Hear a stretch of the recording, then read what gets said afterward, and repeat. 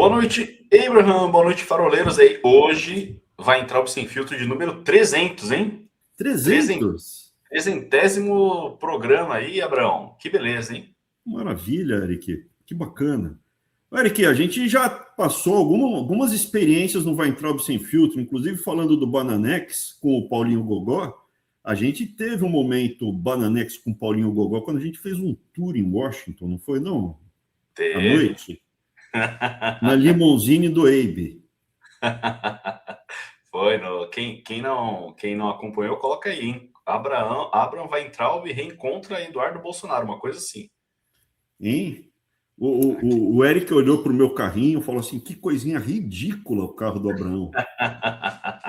No começo olhou e falou: meu Deus, no final achou até engraçado. E foi o Eric guiando, o Eric guiou feito um maluco. Ele fechou um ônibus de turismo, cara. Um carrinho assim, parece um patinete motorizado. Ele fechou um ônibus, fez o pessoal parar e foi perguntar se o Bananex estava lá dentro. Você lembra? Lembro. Você ficou um pouco constrangido, notei que você ficou um pouco encabulado. Eric, mas vamos conversar um pouco sobre o que está sendo preparado na cozinha da esquerda, cara. A esquerda está preparando um ensopado, cara. Um baralhão que vocês não fazem ideia. Porque o que acontece a partir de agora? O Lula está com uma vitória, não é 100%, né, mas está muito encaminhada a vitória do Lula. Talvez até, não que é o mais provável, mas ela pode acontecer até no primeiro turno, dependendo de como for conduzido o processo. Eles pretendem reeleger o Lula, seria a quarta vez dele, a sexta vez do PT nesse século. O PT governou praticamente os 20 anos, né? Sexta vez, pensar, a Dilma foi empichada, depois o Bolsonaro, 4 anos, mas esse século é do PT. Você que tem 30 anos, você viveu a vida inteira governado pelo PT, com uma breve interrupção. E eu queria passar para vocês uma visão de mais longo prazo.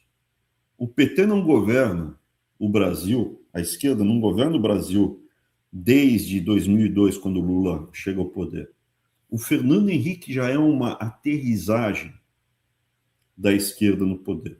Fernando Henrique, historicamente, é muito ligado à esquerda, apesar das pessoas do mercado inteligentinhos, banqueirinhos adorarem Fernando Henrique. Você tem que lembrar que muitos dessas pessoas do mercado, os donos dos bancos, fizeram sociologia, fizeram faculdade de filosofia na USP, conviveram com Fernando Henrique. Fernando Henrique foi professor da faculdade de sociologia. E ao longo do tempo, ele veio sendo preparado para chegar ao poder. Com o plano real, as peças se encaixaram, ele foi alavancado ao poder. E após isso, a substituição do Lula acontece quase como uma forma natural. Esse é o famoso teatro das tesouras, de verdade. Se você pesquisar na internet, você verá que o PT e o PSDB, eles surgiram juntos e seriam um único partido. PT e PSDB seriam um único partido, não foi por detalhe, intriguinha e vaidade de alguns caciques. PMDB, PSDB, a parte da esquerda do PMDB, que só podia ter 2 partidos, né? PT e PMDB, a Arena e o MDB. Então o MDB tinha uma parte à esquerda, essa parte à esquerda toda andava junta. Se você der um Google, Fernando Henrique Lula, uma série de imagens, fotos dele juntos. A turma toda do PSDB era muito ligado. Não estou falando aqui do Alckmin, não, agora com o Lula. O Alckmin nunca foi um personagem de peso intelectual do PSDB. Ele foi um pragmático já na fase da decadência total do PSDB. A fase intelectual de planejamento da esquerda para chegar ao poder, ela acontece principalmente no PSDB, nessa turma do PSDB, socialismo fabiano, junto com uma ligação muito próxima com o PT. Abraão, não é possível. Quando o segundo mandato do Fernando Henrique vai chegando ao fim, aparecem algumas possibilidades dele ser substituído pelo PSDB ou até alguém do PFL, como a Rosiana Sarney. Foram dinamitados, não havia a menor chance.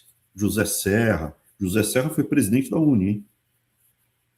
Foi dinamitado, Ciro Gomes, dinamitado. Ali foi quase que direcionado totalmente para o Lula ganhar, sendo que o Lula, no processo, faz a carta dos brasileiros falando, olha, tudo aquilo que eu falei de ruptura, moratória, confisco das propriedades privadas, esquece. A gente chega ao poder e vai ser bom para todo mundo. Foi isso que ele falou na Carta aos Brasileiros.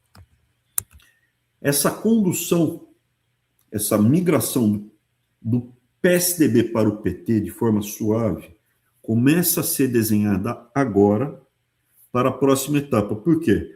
O PSDB existia como um fio condutor quando havia um grupo de, não só o Fernando Henrique, mas um grupo de líderes intelectuais. O Fernando Henrique é um intelectual de verdade, mas não era, ele não está sozinho. Então você pega, por exemplo, o Aloysio Nunes, que flertou com o PT, com o PSDB, foi do governo do PT, andou junto, uma coisa horrorosa.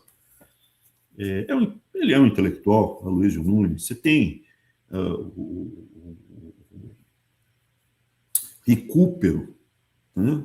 Então você tem uma série de pessoas que foram muito prejudiciais ao Brasil nessa migração do PSDB e aí a aterrissagem do PT. Agora está acabando o ciclo do PT. Quando você olha as lideranças que conduziram esses 25 anos de PT no poder, eles estão todos velhos e não tem um substituto. Existe um ou outro técnico, como o Haddad.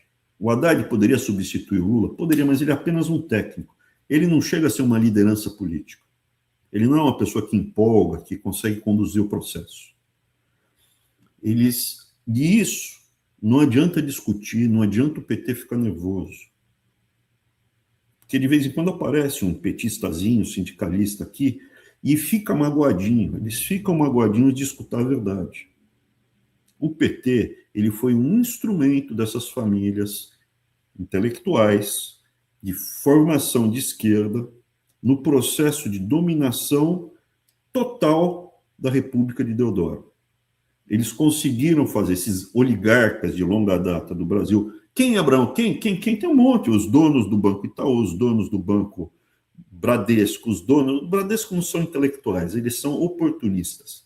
Mas o Itaú Unibanco, Moreira Salles, é de esquerda, tem a medula. Milo Vilela, o Setúbal, o Bracher, pessoas que tiveram uma ascensão no governo dos militares, no regime militar, mas participavam de reunião do partidão, escondida. E era banqueiro? Eles têm uma visão diferente do processo de transformar a República Brasileira numa república socialista.